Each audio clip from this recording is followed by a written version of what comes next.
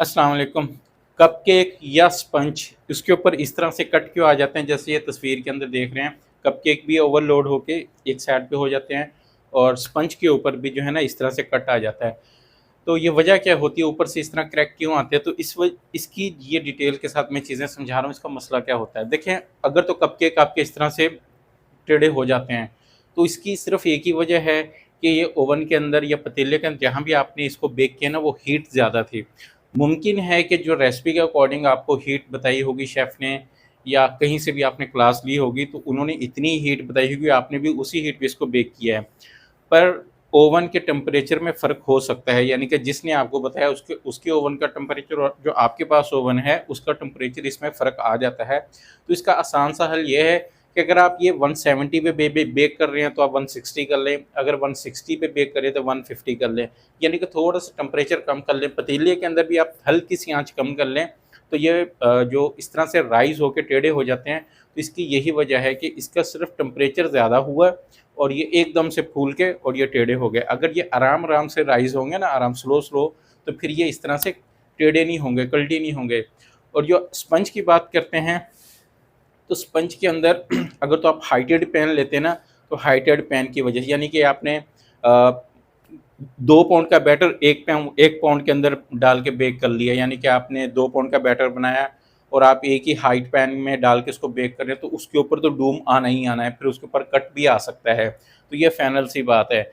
वैसे तो तरीका यही सही रहता है कि आप जो है ना मतलब अगर आपको हाइटेड केक बनाना है तो थोड़ा-थोड़ा बैटर ज़्यादा पैन में डाल के बेक कर लें, तो उसके ऊपर डूम नहीं आएगा, फ्लैट-फ्लैट पे बेक होंगे। सही तरीका तो ये है। अच्छा, इसके ऊपर कट क्यों आता है? अगर आप 6 इंच पैन में भी डाल के बेक करते हैं, 7 इंच में भी, यानी कि प्रॉपर सही पैन आप लेते हैं, जैसे कि बेकरी वाले या रेस्टोरेंट वाले लेते हैं, तो फिर भी उसके ऊपर जो कट आ जाता है, उसकी क्या वजह होती है? उसकी 2 वजह हो सकती हैं। सबसे पहले तो आपने रेसिपी देखनी है कि आपकी रेसिपी परफेक्ट है, यानी कि जो चीज़ें आपने इसके अंदर डाली हैं, बनाई हैं, वो सही हैं, उसके अंदर कोई मसला तो नहीं। क्योंकि ये जो कट आता है, इसकी पहली वजह ये होती है कि अगर लिक्विड चीज़ें कम हो, यानी कि अंडे कम हो, दूध कम हो, दही कम हो और मैदा ज़्यादा चला जाए, तो भी इसके ऊपर इसी तरह से कट आता है। उसकी एक ये भी होती है कि स्पंज सख्त होता है, यानी कि केक के ऊपर कट भी आ जाए, यूँ फट भी जाए, फिर स्पंज भी हार्ड हो, तो इसका मतलब यही है कि इसके अंदर मैदा ज़्यादा है और बाकी चीज़ें कम हैं।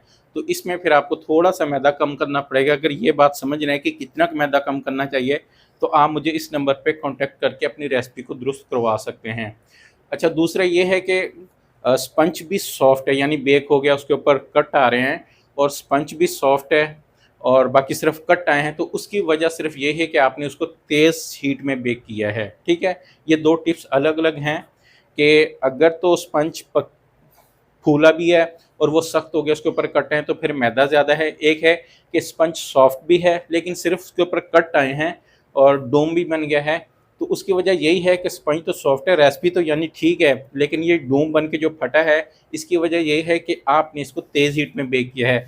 तो इसके लिए भी आपको टेम्परेचर कम करना पड़ेगा, यानी कि अगर आप 180 पे बेक करें तो फिर 170 कर लें, 170 पे करें तो 160 कर लें। तो इसका भी यही है कि अगर अ, आपके पास जो रेसिपी है, जिस शेफ़ की, जिस इंस्टीट्यूट की, जिसकी भी है, तो पहले तो आप उसी से मशवरा करें, वही आपको गाइड करेगा।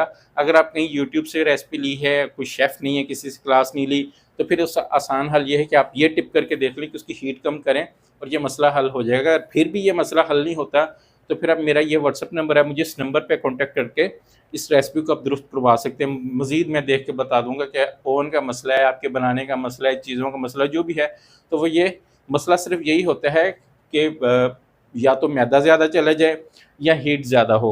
सिर्फ़ इसी वजह से जो है ना उसके ऊपर कट आते हैं। और स्पंज को चेक करने का तरीका क्या होता है, यानी कि आप स्पंज कच्चा है, पक्का है, किस तरह से चेक किया जाता है? देखिए, स्पंज के ऊपर जब डूम बनता है ना, ऐसे डूम आ जाता है, तो सबसे एंड पे जो चीज़ पकती है, वो जो ऊपर कट आता है ना डूम का, जो बिल्कुल ऊपर टॉप साइड पे, वो सबसे आखिर पे वो पकता है। साइडें तो जल्दी पक जाती हैं, लेकिन सबसे आखिर पे वो पकता है।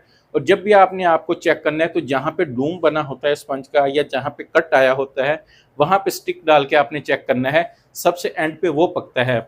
और कभी-कभी जो है आपको रेसिपी के अकॉर्डिंग 35 मिनट लिखा होता है, 30 मिनट लिखा होता है, लेकिन पकने में 40 मिनट गुज़र गए और स्टिक आपकी अभी जो है ना वो उसके साथ गीली आ रही है और स्पंज मतलब कि कच्चा है, तो इसका मतलब ये है कि आपने जो टेम्परेचर रखा हुआ टेम्परेचर कम है, टेम्परेचर मतलब कि रेसिपी के अकॉर्डिंग 180 ही है, तो ये समझ लें कि आपके ओवन में टेम्परेचर कम है, तो आप नेक्स्ट टाइम 190 करें या उस टाइम थोड़ी सी हीट को बढ़ा लें ताकि वो जल्दी पक जाए। इसकी और कोई वजह नहीं, यानी कि स्पंज आपका पक रहा है, सही पक रहा है, सही राइस हो रहा है, सब कुछ ठीक है, तो सिर्फ ये टेम्परेचर का मसला है। तो स्पंज को चेक करने का जो है वो यही है कि सबसे एंड पे जो डूम बनता है ना, आपने वो सबसे एंड पे बेक कर, तो उसी में स्टिक डाल के आप चेक करें कि यहाँ पे पका कि नहीं पका। जब वहाँ से पक जाता है तो समझो कि सारा स्पंज पक गया है।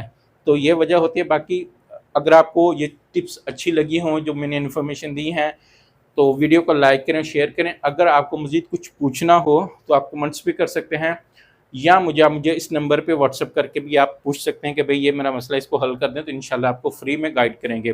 बाकी अगर बेकिंग की, फास्ट फूड की, कुकिंग की आप प्रॉपर क्लास लेना चाहते हैं, प्रॉपर सीखना चाहते हैं इन चीज़ों को कमर्शियली, कि फ़्रोज़न फूड कैसे बनाए जाते हैं, बेकिंग कैसे की जाती है, तो डिटेल के साथ मेरे कोर्स होते हैं व्हाट्सएप पे, फेसबुक पे, तो मुझे इस नंबर पे कांटेक्ट करके आप पूछ सकते हैं। मेरी कोर्स की जो फ़ीस होती है वो 2500 तो होती है, यानी कि 2500 रुपये फ़ीस होती है, और एक कोर्स के अंदर 30, 35, 50 मुख्तलिफ़ रेसिपीज़ होती हैं। तो आप अगर ज्वाइन करना चाहते हो तो ये